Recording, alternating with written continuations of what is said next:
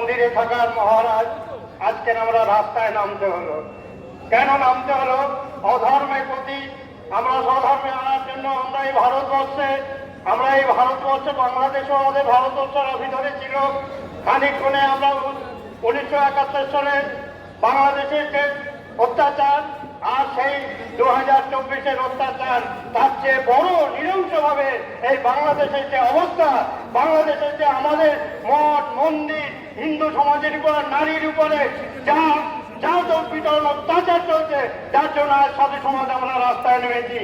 আজকের আমার মা বোনদের সবচেয়ে বড় কথা, 14ই আগস্ট যে মাতৃশক্তি এই ভারতবর্ষে দেখিয়েছে, সেই ভারতবর্ষের মাতৃ সাধনের জন্য আমরা সেই মায়ের জন্য আমরা পথে নেমেছি, মায়ের বিচারের জন্য আমরা পথে নেমেছি। মা শক্তি যদি হয়, আমার দুর্গাকে আমরা মা বলে থাকি, আমার মাকেও আমরা মা বলি, সেই মাকে সম্মান রক্ষা করার জন্য আমরা আজকে রাস্তায় নেমেছি। আজকের আমাদের এখানে বিশিষ্ট অনেক বড় বড় মহারাজ এসেছেন। কেন? কিসের জন্য?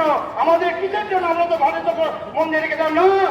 আমাদের যে ভারতবর্ষের যে অবস্থা, আমাদের বাংলার যে অবস্থা, পশ্চিম বাংলার যে অবস্থা, ওয়েস্টবেঙ্গল আমাদের বাংলাদেশের যে অবস্থা, পরিস্থিতিতে আমরা ঘরে থাকতে পারি না, বাধ্য হয়ে রাস্তায় নেমেছি।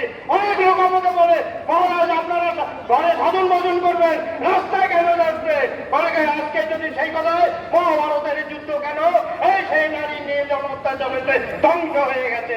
এই মহাভারতে আছে, রামায়ণে আছে, আজকের বাংলাও তাই দেখতে পাচ্ছি, ওয়েস্টবেঙ্গলও দেখতে পাচ্ছি, আর বাংলাদেশেও দেখতে পাচ্ছি। এই নারীর পর আঘাত ভগবান সহ্য করবে না, এর একদিন বিচিত হবে। হরি ওম তৎসৎ।